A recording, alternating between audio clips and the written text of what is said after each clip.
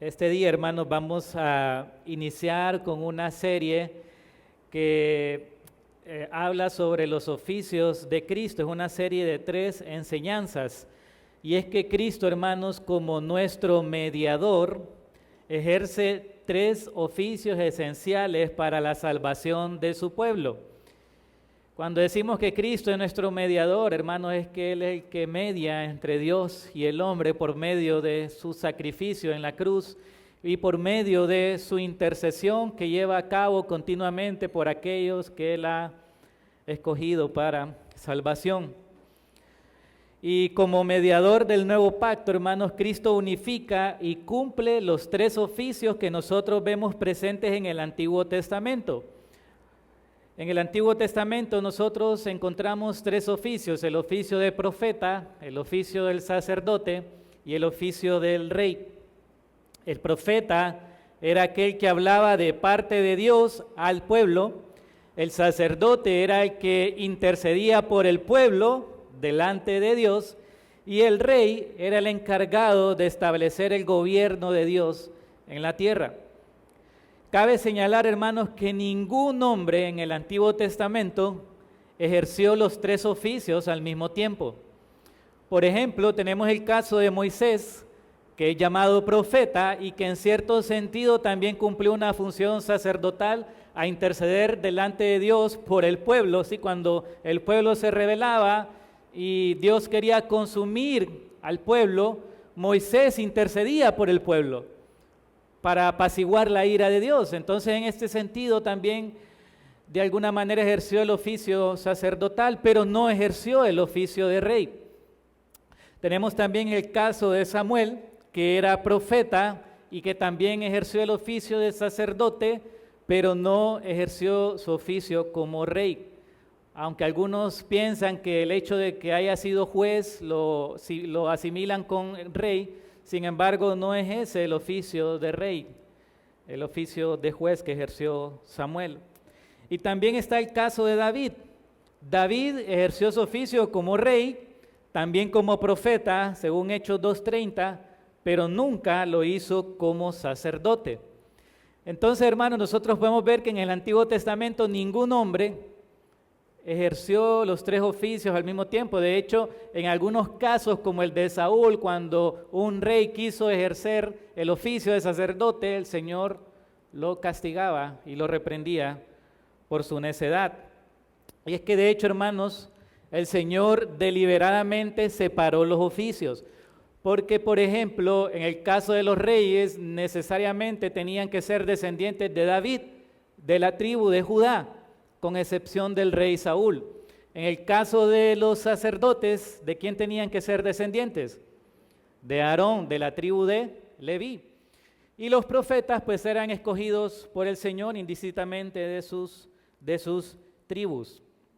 Ahora, como bien señala Juan Calvino, hermanos, de hecho el título Cristo recoge y unifica también los 3 oficios, el título Cristo, porque Cristo significa ungido o Mesías. Mesías también significa ungido. Mesías en hebreo, Cristo en griego. Y es que cada uno de estos oficios, sacerdote, profeta y rey, en el Antiguo Testamento eran ungidos para llevar a cabo su oficio. Eran ungidos con el aceite que Dios había determinado para consagrarlos para su oficio. Y es que, hermanos, cuando nosotros pensamos en por qué el Señor hace esto, ¿verdad? Es porque definitivamente ningún hombre en la tierra podía representar a Dios de manera perfecta, podía llevar los pecados de su pueblo de manera perfecta y tampoco podía establecer el gobierno de Dios con absoluta justicia en esta tierra, únicamente nuestro Señor Jesucristo. Cada persona o cada rey, cada sacerdote y cada profeta solo apuntaba a la necesidad de un verdadero profeta, de un verdadero rey justo y perfecto y de un verdadero sacerdote que llevara a cabo una vez y para siempre la expiación de los pecados. Todos estos oficios solo mostraban la necesidad de nuestro perfecto mediador, que es nuestro Señor Jesucristo. Así que esta semana vamos a profundizar en estos tres oficios y particularmente esta tarde vamos a ver el oficio de Cristo como profeta. Vamos a ver que Cristo es el profeta prometido, que Cristo es superior a todos los profetas y vamos a ver también las implicaciones prácticas de este oficio para la vida del creyente. Quiero que me acompañen entonces a leer Deuteronomio capítulo 18, Deuteronomio capítulo 18, versículo 15. Deuteronomio capítulo 18, versículo 15. Dice la palabra del Señor: profeta de en medio de ti, de tus hermanos como yo, te levantará Jehová tu Dios. A él oirés, conforme a todo lo que pediste a Jehová tu Dios en Horeb el día de la asamblea, diciendo: no vuelva yo a oír la voz de Jehová mi Dios, ni vea yo más este gran fuego para que no muera. Y Jehová me dijo: han hablado bien en lo que han dicho, profeta les levantaré de en medio de sus hermanos como tú, y pondré mis palabras en su boca, y él las hablará todo lo que yo les mandare. Hermanos, aunque en el Antiguo Testamento el Señor se comunicó de diversas maneras con su pueblo, sin duda alguna la más prominente de ellas era a través de los profetas. Y yo creo que también podemos estar de acuerdo que entre los profetas el más prominente de todos es el mismo Moisés. Sí, Moisés fue el mediador y el portavoz encargado de liberar al pueblo de la esclavitud de Egipto. Fue el hombre que Dios escogió para liberar a su pueblo y para decirle a su pueblo, para entregarle la ley a su pueblo y entregarle todas las ordenanzas que él había dado para que ellos vivieran luego de haber sido liberados de su esclavitud en Egipto. En este sentido, nosotros podemos ver que Moisés, hermanos, es un tipo de Cristo como mediador. Él fue el libertador, él fue el portavoz de Dios y el que estuvo a cargo de entregar también la ley al pueblo. Ahora, hermanos, como vemos en este texto, Moisés mismo está anticipando que el Señor va a levantar un profeta semejante a él, que va a hablar todo lo que el Señor le mande, un profeta semejante a él. Y vamos a ver en los textos que vamos a estar estudiando que ese profeta, del cual está hablando aquí, es nuestro Señor Jesucristo. Ahora, ¿qué nos dice de este profeta prometido? Dice que es de la nación de Israel. ¿Por qué? Profeta en medio de ti y de tus hermanos. Sí, esto significa que el profeta que habría de venir iba a venir específicamente de la nación de Israel. Por supuesto, nuestro Señor Jesucristo cumple a cabalidad con esas especificaciones, porque Él es descendiente de Abraham y de David, Él es israelita. La salvación, hermanos, viene de los judíos. Y saben, de hecho, el pueblo judío estaba con esta expectativa de este profeta que habría de venir. Cuando Jesús alimentó a esta multitud allá en Juan capítulo 6, y estos hombres que presenciaron este milagro de Jesús, esta alimentación de estos 5,000 hombres, quedaron sorprendidos y ellos dijeron en el versículo 14 de Juan 6, este verdaderamente es el profeta que había de venir al mundo. Es decir, ellos mismos estaban reconociendo que en Jesús se estaba cumpliendo esta profecía que Moisés estaba haciendo aquí en Deuteronomio capítulo 18. Y es bien interesante, hermanos, porque aún y cuando ellos están reconociendo que Jesús es el profeta que habría de venir, como vemos en unos versículos más adelante, ahí en Juan 6, aún así le dieron la espalda al Señor. Aún así no creyeron en Él y aún así le desobedecieron. Y esto es bien interesante, hermanos, porque nosotros podemos tener la teoría, podemos conocer mucho de Biblia, pero no aplicarla a nuestra vida. Y en última instancia, entonces nos volvemos como esos oidores olvidadizos, ¿no?, que menciona Santiago en su carta. Y eso es bien peligroso, hermanos, porque nos podemos estar engañando a nosotros mismos, escuchando una y otra vez, teniendo en nuestra mente la teoría, pero no viviendo la palabra de Dios, no yendo a Cristo, no viviendo para el Señor. Estos hombres reconocían que Jesús estaba cumpliendo esa profecía de Moisés, pero aún así no creyeron en Él. Ahora, en segundo lugar, hermanos, en la profecía se le ordena al pueblo a oír a este profeta. Y esto, hermanos, no solo Dios lo ordena en ese momento, sino que Dios confirma que Él es el profeta al cual deben oír. ¿Se recuerdan? 1400 años después, estando Moisés y Elías junto a Jesús en el monte de la transfiguración, Jesús se transfiguró delante de Pedro, de Juan y de Jacobo. ¿Y qué sucedió? Que se escuchó una voz del cielo. ¿La voz de quién? La voz del Padre, que decía: este es mi Hijo amado en el cual tengo complacencia, a Él oíd. Hermanos, nuestro Señor estaba confirmando a través de eso a los apóstoles que Jesús era ese profeta, Él era el escogido de Dios y era aquel al cual ellos debían escuchar. Estas palabras eran un eco de esta profecía de Moisés en Deuteronomio 18:15. Y es por esta razón, hermanos, que el mismo apóstol Pedro, después en su discurso, después de su sermón, de su primer sermón allá en Hechos capítulo 3, 19 al 23, él mismo reconoce que Jesús es el cumplimiento de esta profecía. Él dice en Hechos 3:19, así que arrepentíos y convertíos para que sean borrados vuestros pecados, para que vengan de la presencia del Señor tiempos de refrigerio.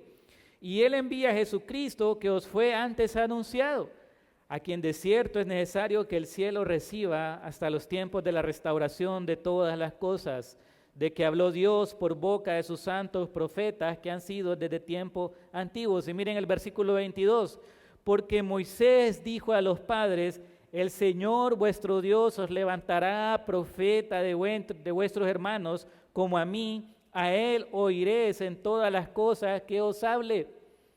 Y toda alma que no oiga aquel profeta será desarraigada del pueblo. Pedro, hermano, está citando literalmente Deuteronomio capítulo 18, versículo 15. Él está reconociendo que Jesús es el cumplimiento de esta profecía, que Jesús es el gran profeta que ha sido enviado al mundo de parte de Dios. Ahora, como veíamos anteriormente, hermanos, tanto reyes como sacerdotes y profetas eran ungidos para ejercer su oficio, sea sacerdotal, como rey o como profeta. Y en el caso de Jesús, hermanos, esto tampoco fue diferente. Cuando nosotros vemos que Jesús está iniciando su ministerio en Lucas 4:17, ¿qué sucedió cuando le dieron el libro del profeta Isaías? Que él precisamente encontró el lugar, o bueno, leyó el lugar, ¿verdad?, que estaba y que dijo: el Espíritu del Señor está sobre mí por cuanto me ha ungido para dar buenas nuevas a los pobres. Y dice más adelante: a predicar el año agradable del Señor. Jesús estaba reconociendo, hermanos, que Él había sido ungido por el Espíritu Santo para llevar a cabo su labor como aquel que iba a anunciar la palabra del Señor, que iba a anunciar el año agradable del Señor. Y de hecho en el versículo 21, siempre en Lucas 4, Él dice: hoy se ha cumplido esta escritura delante de vosotros. Hermanos, todas estas cosas que nuestro Señor está haciendo es confirmándole al pueblo que Él es ese profeta, que Él es ese ungido por el cual ellos habían estado esperando. Y nuevamente, hermanos, a pesar de esto, nosotros podemos ver un pueblo endurecido, un pueblo que le dio la espalda, que no quiso reconocer que Él era el cumplimiento del Antiguo Testamento. Jesús, hermanos, reconoció una y otra vez su oficio como profeta. Allá en Lucas 13, cuando le dijeron que Herodes lo quería matar, entonces Él le respondió a estos hombres y les dijo: id y decid a aquella zorra: he aquí hecho fuera demonios y hago curaciones hoy y mañana, y al tercer día termino mi obra. Sin embargo, es necesario que hoy, mañana y pasado mañana siga mi camino, porque no es posible que un profeta muera fuera de Jerusalén. Y eso lo está diciendo en referencia a sí mismo. O sea, él está reconociendo que él es un profeta, ¿sí? El profeta enviado de Dios. En Mateo 13:57, hablando también de sí mismo, dice: no hay profeta sin honra, sino en su propia tierra. De ahí es donde surge el famoso proverbio que dice que nadie es profeta en su propia tierra.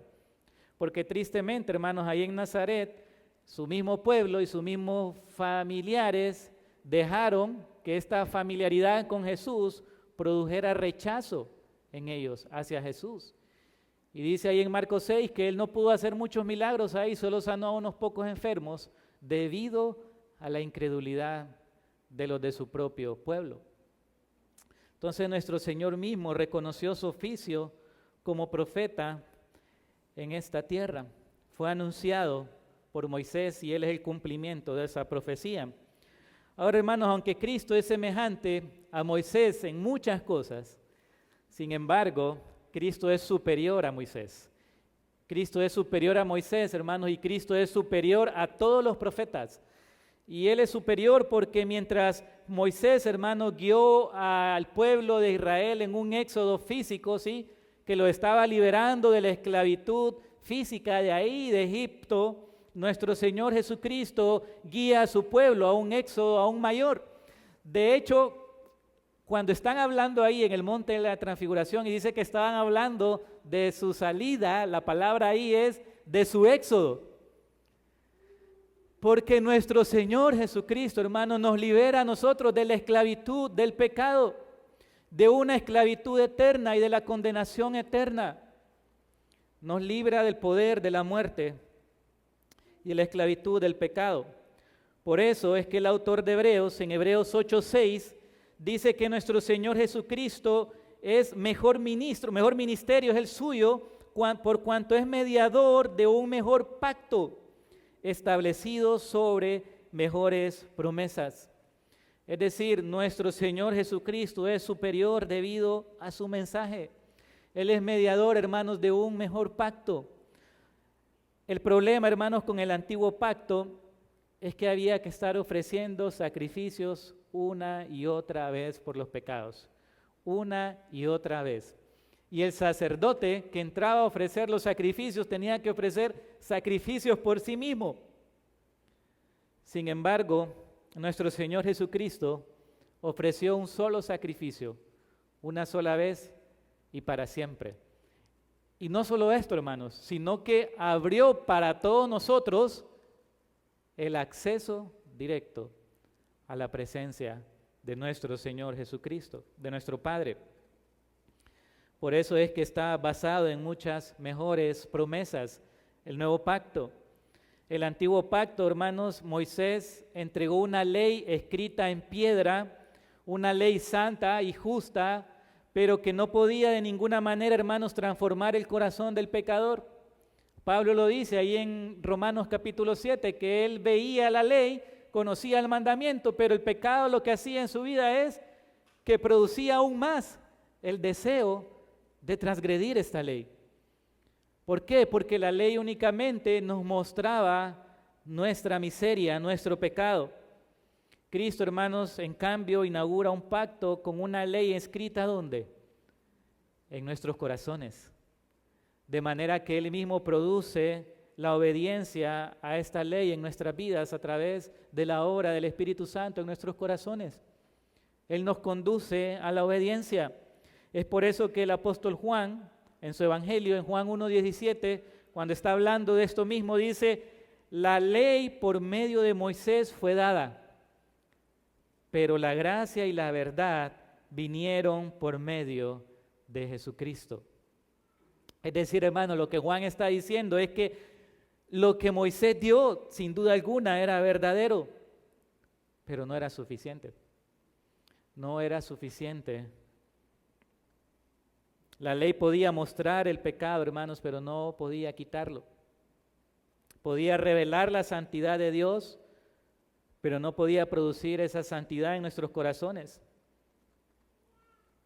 Cristo, hermanos, trae lo que la ley no podía dar, trae gracia para salvar y trae su verdad para transformar nuestras vidas. Moisés era solo la sombra y Cristo es esa realidad. Cristo es el cumplimiento de todo aquello que Moisés anunció. Y como leíamos en nuestra lectura en Hebreos 3, aunque Moisés fue fiel como siervo en la casa, Cristo es fiel como hijo en su propia casa, sobre su casa, la cual somos nosotros. Por eso es que Juan dice que la gracia y la verdad vinieron con el Señor, porque la gracia y la verdad se encarnan en nuestro Señor y la vemos en plenitud, en la persona de nuestro Señor Jesucristo.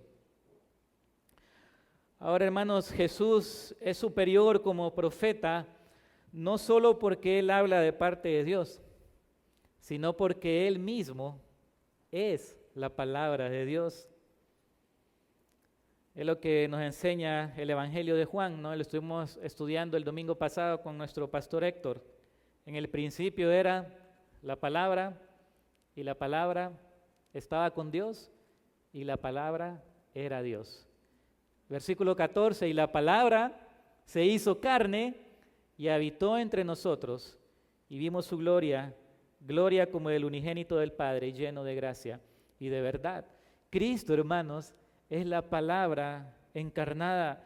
Y el autor de Hebreos, en Hebreos capítulo 1, versículos del 1 al 2, miren lo que dice, que Dios, habiendo hablado muchas veces y de muchas maneras en otro tiempo a los padres por los profetas, en estos postreros días nos ha hablado por el Hijo, a quien constituyó heredero de todo y por quien asimismo hizo el universo. Ahora, cuando nosotros leemos lo que está diciendo aquí el autor de Hebreos, dice que nos ha hablado por el Hijo. Pero cuando nosotros vemos el texto original, hermanos, no hay artículo ahí. Y lo que está diciendo es que nos ha hablado en Hijo. O sea que en Jesús está la revelación plena y final de Dios. Él es la encarnación de la palabra de Dios. No hay más revelación. Dios ha revelado todo lo que tenía que revelar en su Hijo. En la revelación, hermanos, de Dios en Cristo es absolutamente completa. No necesitamos añadir nada más. Y ahí es donde cobra más sentido entonces la urgencia, ¿verdad?, de no añadir a la palabra de Dios y de no quitarle a la palabra de Dios.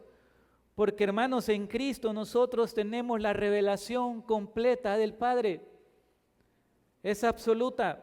¿Por qué? Porque Cristo está perfectamente capacitado para representar a Dios. ¿Por qué? Porque Él es el resplandor de su gloria, como dice más adelante, y la imagen misma de su sustancia. Cristo nos revela al Padre en toda su plenitud. Pablo lo dice ahí en Colosenses, que Él es la imagen del Dios invisible. En Colosenses 2:3, que en Él están escondidos todos los tesoros de la sabiduría y del conocimiento. No hay más. Colosenses 2:9 dice que en Él habita corporalmente toda la plenitud de la deidad. Hermanos, Cristo nos revela la voluntad de Dios, nos revela a Dios mismo en su propia persona. Él es la revelación perfecta de Dios. Si hemos visto a Cristo, hermanos, hemos visto al Padre. Si escuchamos a Cristo, estamos escuchando al Padre. Juan 12:49, nuestro Señor dice, porque yo no he hablado por mi propia cuenta, el Padre que me envió, Él me dio mandamiento de lo que he de decir y de lo que he de hablar. Y sé que su mandamiento es vida eterna, así pues lo que yo hablo, lo hablo como el Padre me lo ha dicho. Jesús revela de manera perfecta al Padre. Él es el profeta fiel y definitivo de Dios. Él enseña con autoridad, no como los escribas y fariseos, como dice ahí al final del Sermón del Monte.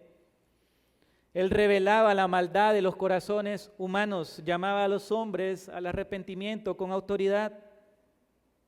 Todo lo que necesitamos saber de Dios, hermanos, está en Cristo. Su omnisciencia, su misericordia, su gracia, su poder, su consuelo, todo está en Cristo Jesús. Toda la plenitud de la deidad está en Cristo Jesús.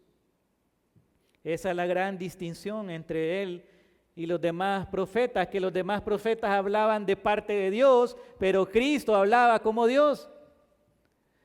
Los demás profetas decían, así dice el Señor, pero Cristo dice, pero yo os digo. Los profetas, hermanos, transmitían la palabra de Dios, pero Cristo es la palabra de Dios. Pero hermanos, Cristo es superior porque Él es el contenido y el objeto de la profecía. ¿Qué significa esto, hermanos? Que Jesús es el tema de toda la profecía del Antiguo Testamento y Jesús es el objeto de esa profecía. Cuando digo que es el tema, es que todo lo que está escrito en el Antiguo Testamento habla de Jesús y es para conducirnos a Jesús. Por eso es que allá a los discípulos de Emaús, Jesús dice que les estaba enseñando el qué, todo lo que la Escritura, que la Escritura decían de Él. Y también, hermanos, cuando está hablando allá con los fariseos, Él les dice, escudriñan las Escrituras porque a vosotros os parece que en ellas tenéis la vida eterna y ellas son las que dan testimonio de mí. ¿Por qué, hermanos?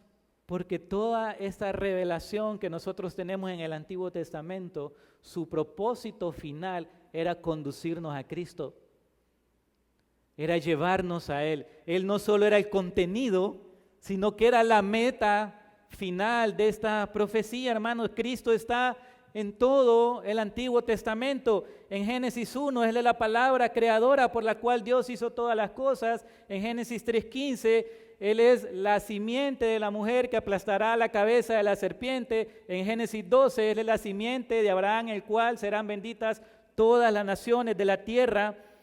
En Éxodo es el Cordero Pascual, en Levítico es el sacerdote y es el sacrificio, en Números es la serpiente de bronce, en Deuteronomio es el profeta del nuevo pacto, en Josué nuestro capitán, nuestro conquistador, en Jueces es nuestro juez, nuestro salvador, en Samuel es nuestro rey prometido, en Ruth es nuestro pariente redentor, en Proverbios es la sabiduría de Dios, en Salmos es nuestro pastor y rey, en los profetas es Emmanuel, Dios con nosotros, príncipe de paz, admirable consejero, el siervo sufriente y el heraldo del nuevo pacto.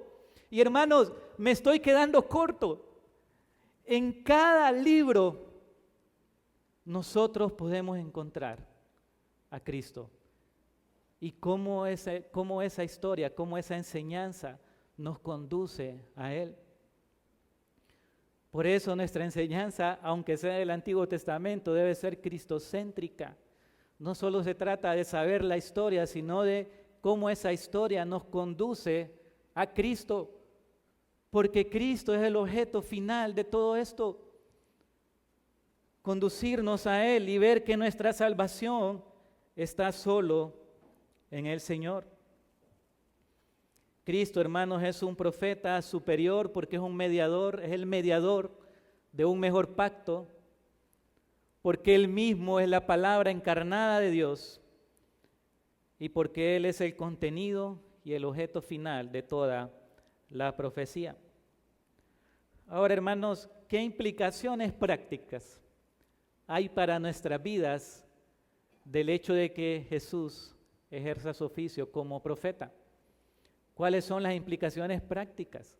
¿Verdad? ¿Cómo debo responder yo ante este llamado? Bueno, yo creo que el autor de Hebreos se especializa en decirnos cuál es la aplicación práctica para nuestras vidas en Hebreos capítulo 2, versículos del 1 al 4.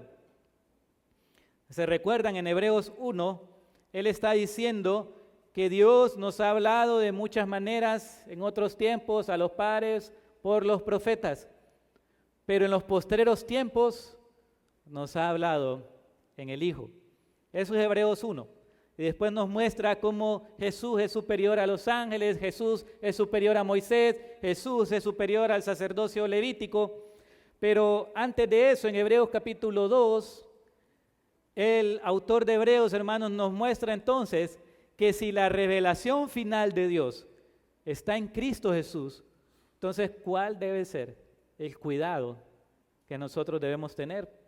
Y dice en los versículos 1 al 4, por tanto, es necesario que con más diligencia atendamos a las cosas que hemos oído, no sea que nos deslicemos. Porque si la palabra dicha por medio de los ángeles fue firme y toda transgresión y desobediencia recibió justa retribución, ¿cómo escaparemos nosotros si descuidamos una salvación tan grande? La cual, habiendo sido anunciada primeramente por el Señor, nos fue confirmada por los que oyeron, testificando Dios juntamente con ellos, con señales, prodigios y diversos milagros y repartimientos del Espíritu según su voluntad. Hermanos, el autor de Hebreos es bastante elocuente y bastante claro. No es decir, si aquella palabra que fue entregada por medio de Moisés, por medio de los ángeles, recibió justa retribución, juicio y castigo en aquellos que la desobedecieron, ¿cuánto más para nosotros que tenemos una revelación completa y clara en la persona de nuestro Señor Jesucristo? Esto es contrario a lo que a veces pensamos, ¿no? Porque a veces decimos, no, es que el pueblo vio los milagros ahí, les caía el maná, vieron el mar por aquí y allá, y uno dice, ¿cómo es posible? Pues el autor de Hebreos dice que nosotros estamos peor si desobedecemos, si escuchamos y no obedecemos. Y noten, hermanos, algo, que el autor de Hebreos está hablándole a todos. Obviamente, el Espíritu Santo, ¿no? Dios, a través de este hombre que escribió esta epístola, nos está hablando a todos. ¿Por qué? Porque en el pueblo de Israel, hermanos, todos salieron de Egipto, incluso egipcios salieron ahí con el pueblo, iban ahí, pero no todos eran creyentes. De hecho, de esa generación, ¿quiénes entraron en la tierra prometida? Solo dos.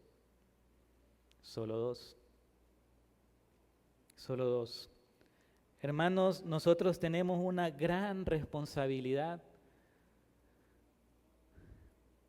En la medida en que más conocemos del Señor y en la medida que más aprendemos su palabra y adquirimos un mayor conocimiento de su palabra, tenemos una responsabilidad más grande. Por eso dice él, es necesario que con más diligencia atendamos a las cosas que hemos oído, no sea que deslicemos.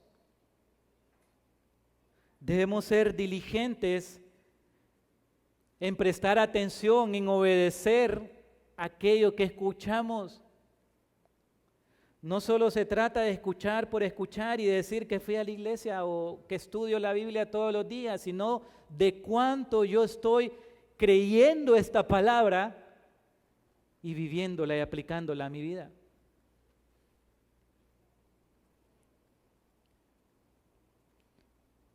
Hermanos, esta advertencia no es para los que están afuera. De hecho, el autor de Hebreos insiste nuevamente ahí en el capítulo 3, más adelante, versículos 12 al 15. Mirad, hermanos, que no haya en ninguno de vosotros corazón malo de incredulidad para apartarse del Dios vivo. Miren lo que está diciendo, que no haya entre vosotros alguien que tenga un corazón malo de incredulidad para apartarse del Dios vivo.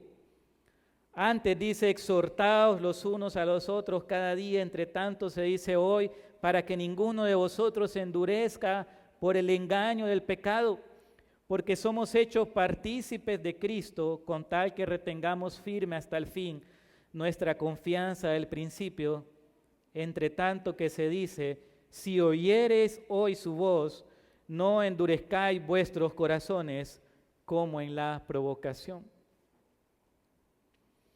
Otra vez, hermanos, presten atención, observen que no haya incredulidad en nuestros corazones, que escuchamos la palabra vez tras vez, día tras día, llenos de mucho conocimiento, pero de poca práctica.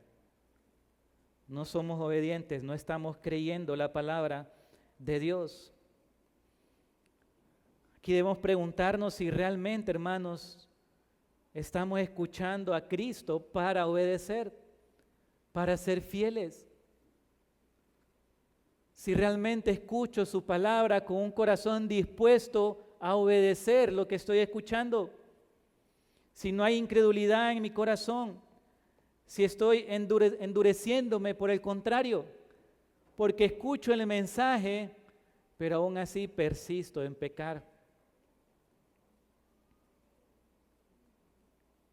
Hermanos, hay pecados que tienden a esclavizar. Y nosotros tenemos que tener cuidado, miren lo que dice aquí, por el engaño del pecado. Debemos tener cuidado de no endurecer nuestros corazones por el engaño del pecado. Si hay un pecado que te está esclavizando, si hay un pecado que estás practicando en lo secreto, que no quieres venir a Cristo, que no quieres rendir a Cristo, que no quieres pedir ayuda, recuerda este texto, no endurezcas tu corazón, no endurezcamos nuestros corazones, porque entre más profundicemos, hermanos, en ese pecado, más graves son las consecuencias y puede que esté revelando la verdadera condición de nuestros corazones. Puritano John Owen decía que el mayor peligro del alma consiste en descuidar aquello que oímos, pues la negligencia hacia el Evangelio es el primer paso hacia la apostasía, que es nuevamente el contexto de lo que viene hablando también el autor de Hebreos. Noten, hermanos, que Dios nos está enseñando aquí que la vida cristiana no fue diseñada para vivirse en la soledad. ¿Qué dice ahí el autor de Hebreos? ¿Qué dice?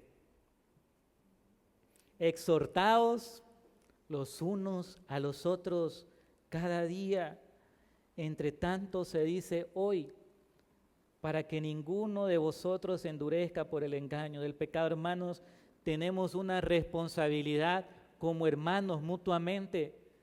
Yo no puedo ver a un hermano que está practicando un pecado, que se está endureciendo en un pecado y quedarme como si nada. Tengo que exhortar, tengo que animar, claro, como dice Gálatas 6, como dice Mateo 18, ¿verdad? Con un espíritu de mansedumbre, con el deseo de ganar a mi hermano, de que se arrepienta, pero debo hacerlo. Porque si yo veo a alguien que se está ahogando, si yo veo a mi hijo que se está ahogando en la piscina, hermano, yo lo que voy a hacer es que me voy a tirar y con tal lo saque a él. Y hermanos, esa misma urgencia nosotros necesitamos entre nosotros. No podemos ser indiferentes ante el pecado de los demás. ¿Por qué? Porque somos un solo cuerpo. Y cuando un miembro padece, cuando un miembro está enfermo, todo el cuerpo padece. Todo el cuerpo padece. Así que el autor de Hebreos nos está dando también el medio para el cual nosotros podemos evitar caer en este tipo de desobediencia y de endurecer nuestros corazones. Somos partícipes de Cristo si perseveramos en la fe y en la obediencia. Claro, hermanos, que no estamos hablando de una obediencia perfecta. Aquí sabemos que todos somos débiles, que todos fracasamos, que todos caemos, que todos fácilmente nos puede enredar el pecado. Pero la pregunta es, ¿estoy creciendo? ¿Estoy avanzando? ¿Estoy deseando obedecer al Señor? ¿Estoy buscando ayuda? ¿Estoy buscando al Señor en oración? ¿Le estoy pidiendo al Señor que me libre de este pecado?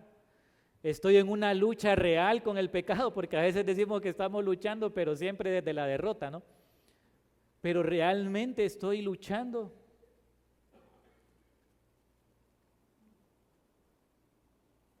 La única respuesta adecuada, hermanos, a la voz de Cristo es la obediencia, es la diligencia en escuchar su palabra y ponerla por obra. Ahora, hermanos, también debemos recordar a la luz de esta verdad que solo en Cristo hay palabras de vida eterna. Juan 6:68. Este pasaje me encanta. Le respondió Simón Pedro: Señor, ¿a quién iremos? Tú tienes palabras de vida eterna. Y este momento, hermanos, esta respuesta de Pedro se da precisamente en el contexto de una deserción masiva, de una apostasía, porque Jesús le está predicando, le está diciendo que Él es el pan de vida. De inicio les dice: ustedes me siguen porque les di de comer, pero Jesús les dice: pero yo soy el pan que descendió del cielo, ¿verdad? El Señor les está enseñando que Él es el único medio por el cual pueden ser salvos. Entonces dice que muchos discípulos le dieron la espalda, muchos dijeron: dura palabra es esta, y le dieron la espalda al Señor. Y entonces el Señor le pregunta a los dos en el versículo 67: ¿también vosotros queréis iros? Y por eso la respuesta de Pedro: Señor, ¿a quién iremos? Cuando Pedro está diciendo, hermanos, ¿a quién iremos?, es que está diciendo: no hay otra alternativa aparte de ti. No hay nadie fuera de ti. Solo tú tienes palabras de vida eterna, hermanos. Y esta respuesta es especialmente importante en nuestro contexto, en nuestra cultura, donde hay tanta información ahí corriendo por todos lados, tanta enseñanza, tanta doctrina, la psicología atea, la filosofía, la autoayuda, la astrología, las supersticiones, los influencers, la misma mala enseñanza dentro de muchas iglesias. Y todo esto que le promete a uno, ¿no?, que esta es la verdadera sabiduría, que esta es la solución a tus problemas, y escuchamos aquel montón de cosas que vivimos en una confusión, que ya no sabemos qué es verdad y qué no. Y debemos recordar, hermanos, solo en quien nosotros podemos escuchar palabras de vida eterna. No necesitamos recurrir a nadie más, hermanos. Todos nuestros males están dentro de nuestro propio corazón. Y el único que puede remediar ese problema es nuestro Señor Jesucristo. Hace algún tiempo, en mi desesperación, acudí a un psiquiatra. Y recuerdo que, él estaba haciendo su trabajo, ¿verdad? Pero recuerdo que él me estaba diciendo todo los problemas que yo tenía, que no tenían nada que ver con que yo tuviera la culpa. Sin embargo, cuando este hombre estaba hablando, hermanos, el Señor solo podía traer a mi corazón cada pasaje que me revelaba: es tu pecado, es tu pecado, es tu pecado, es tu pecado. Tenés que arrepentirte. Hermanos, solo en el Señor, solo en Cristo, solo en Él hay vida eterna. Necesitamos dejar de escuchar tanta basura, tanta mala enseñanza, tantas filosofías que hay allá afuera, doctrinas de demonios, doctrinas de Satanás, porque Satanás quiere inundarnos de un montón de cosas de manera de desviar nuestra atención de Cristo. Y por eso Pedro dice: Señor, ¿a quién voy a ir? Solo en ti hay palabras de vida eterna, solo en ti hay esperanza, solo en ti hay salvación. No necesitas a nadie más, necesitas solo a Cristo. Finalmente, hermanos, otra implicación del oficio de Cristo como profeta es que nosotros también necesitamos anunciar la verdad de Cristo al mundo. 1 de Pedro 2:9. Miren lo que dice 1 de Pedro 2:9: mas vosotros sois linaje escogido, real sacerdocio, nación santa, pueblo adquirido por Dios, para que anunciéis las virtudes de aquel que os llamó de las tinieblas a su luz admirable. Noten, hermanos, lo que dice este texto. Lo que este texto está diciendo es que de alguna manera, o mejor dicho, en cierto sentido, nosotros también en Cristo ejercemos sus tres oficios. En Cristo. Sí, aquí somos llamados real sacerdocio, y se nos dice que fuimos escogidos ¿para qué? Fuimos salvados ¿para qué? para anunciar, para llevar a cabo la labor de un profeta. Claro, hermanos, no como el oficio, ¿verdad? Ahí como andan diciendo que yo soy profeta, no. Sino en el sentido de que tenemos que anunciar la palabra de Dios, de anunciar las virtudes de aquel que nos llamó de las tinieblas a su luz admirable, y esa es nuestra responsabilidad como embajadores del Rey. Ese es nuestro real sacerdocio. Algunas personas utilizan estas cosas para decir, sí, somos los hijos del Rey, somos real sacerdocio y nación santa. ¿Pero para qué? Para ejercer una labor, para ejercer nuestra responsabilidad de predicar la palabra de Dios a un mundo en oscuridad, a un mundo que padece, que gime, que está perdido, que está extraviado. Y nuestra responsabilidad, hermanos, es ser luz. Aunque muchas veces eso va a implicar la persecución. Porque nuestro Señor Jesucristo mismo lo dijo en Mateo 5:11, bienaventurados sois cuando por mi causa os vituperen y os persigan y diga toda clase de mal contra vosotros, mintiendo. Gozaos y alegraos porque vuestro galardón es grande en los cielos, porque así persiguieron a los profetas que fueron antes de vosotros. Es decir, si hemos de llevar a cabo este oficio con fidelidad, o esta responsabilidad, mejor dicho, con fidelidad, tenemos que tener en cuenta que vamos a padecer, porque Jesús mismo lo está diciendo. Él está diciendo, es una marca de aquellos que son hijos del reino de Dios. Y ese es un motivo de gozo, debe ser un motivo de alegría. Hermanos, de hecho Jesús dijo, ay de vosotros cuando todos los hombres hablen bien de ustedes, porque lo mismo hicieron sus padres. ¿Con quiénes? Con los falsos profetas. Así que todo mundo hable bien de nosotros, hermanos, no necesariamente es una buena señal. Quizá no estoy siendo luz, quizá no estoy predicando su palabra con fidelidad. Claro, aquí nuestro Señor Jesucristo es bien enfático. Cuando digan o hablen mal de nosotros, mintiendo. Y cuando sea por causa de Él, no porque andemos diciendo otras cosas, ¿verdad? O andemos pecando ahí. Pero si somos fieles en anunciar la palabra de Dios, hermanos, vamos a padecer. Vamos a padecer. Pablo se lo dice a Timoteo, todos aquellos que quieran vivir piadosamente padecerán persecución por causa del Señor. Si somos fieles en predicar a Cristo, hermanos, debemos estar dispuestos, porque eso, según nuestro Señor Jesucristo, es una marca de alguien que ha nacido de nuevo. Hermanos, recordemos que nuestro Señor Jesucristo es la palabra encarnada de Dios, que solo en Él hay vida eterna, que solo en Él hay salvación, y que si nosotros hemos escuchado su voz, hemos escuchado su palabra, entonces tenemos una gran responsabilidad de ser fieles en obedecerla, en perseverar, en animarnos mutuamente, en creer esta palabra, en crecer en obediencia y en anunciar su palabra también a los demás.